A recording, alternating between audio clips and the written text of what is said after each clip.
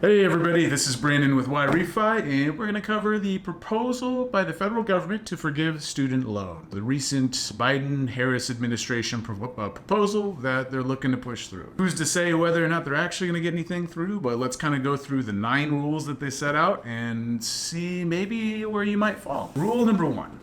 Up to $20,000 of relief for borrowers who owe more than they originally borrowed. What does this mean? We have no idea. They didn't really set out a whole lot of details around that. If I borrowed $20,000 and then I accrued $1 in interest, so I now have $20,001, will they just give me $20,000 in relief? I hope so. I would like the $20,000 in relief, but that's where it stands right now. Pretty vague. I'd imagine we'll get more details. Pretty self-explanatory. Rule number 2. So, at the Secretary of Education's discretion, they could forgive loans to borrowers whose balance grew after entering any income-driven repayment plan. And they have to have an annual income under $120,000 for a single individual, $240,000 for a couple jointly filed. There's not a whole lot of details around this at all, and especially when you're talking about Secretary of Education's discretion. I don't know why he likes to be called that all the time. It really does leave a lot to the imagination as to who it is they're going to be forgiving. Rule 2 is pretty self-explanatory too, except for the fact that the lack of details that are coming in on it. Rule number 3,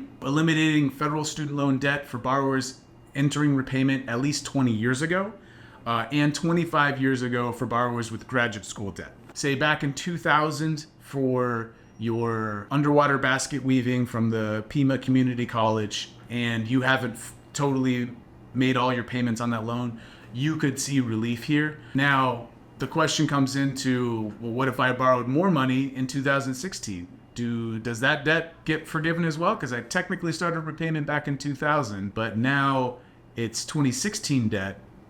So there's not a whole lot of clear rules around that as to which loans get forgiven and which ones don't.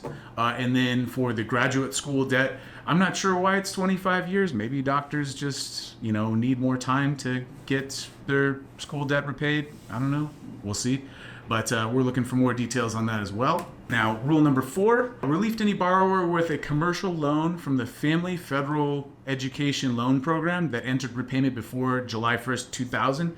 Now, looking this up, I think this commercial loan program was geared more towards private universities. And so I think there was a lot of defaults and a lot of kind of shenanigans that were going around this. So they definitely want to try and cover borrowers that maybe got caught up in some shady practices by some maybe out of business universities and schools since 2000. Again, not a lot of details, all very much in a proposal sort of state. Rule number 5, provide automatic relief to individuals who qualify under the current relief rules but haven't submitted proper paperwork. So this is great. Right now, under SAVE plans and other income-driven repayment plans, if you're looking to get forgiveness or relief, you actually have to apply for it. There's been a lot of horror stories out there, like people have hired other companies to help them get the SAVE program done for them, relief from the SAVE program, and been swindled.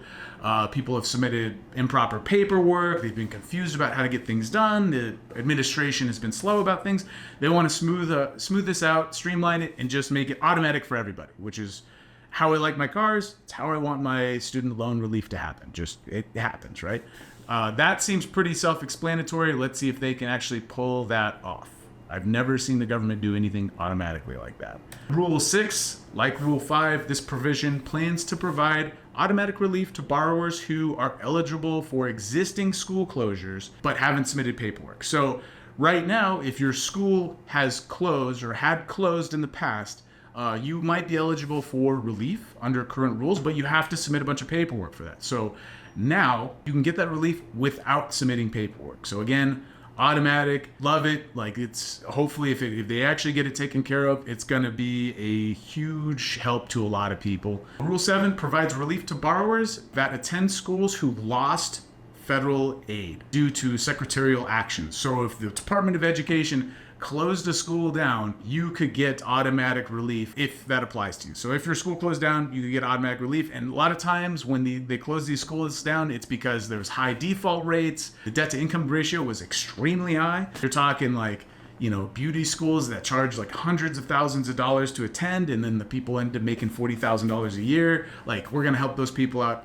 That sounds fantastic for those people. Similar to Rule 7 in the sense that this accounts for schools that closed before they could even take action. It's like the Secretary of Education came in and says, we're going to close you, and the school's like, we're out of business, done. If that applies to you, you will also get relief, and hopefully it should still be automatic as well. Rule 9 provides relief to borrowers whose program had high debt-to-income ratio. So if your degree, again, has super high student loan debt, so we're talking like you got a master's degree in kindergarten education for $200,000, and then your job pays you $50,000 a year to teach kindergartners, you could see a lot of relief here. This is pretty important. We actually do see a lot of teachers and educators in the Y-Refi program, because some of these schools ask for a lot of student loan money. They ask for a lot of tuition money. But some of the degrees they provide, while being very valuable to society, don't see high incomes. So hopefully this will help them out big time. So that concludes all 9 rules of the new proposal by the Biden-Harris administration. Keep following Y-Refi. We hope to have more kind of summations of what's going on in the federal government, and who gets forgiveness and all that good stuff. So please subscribe to our channel for further updates, and we look forward to hearing from some of your comments and feedback.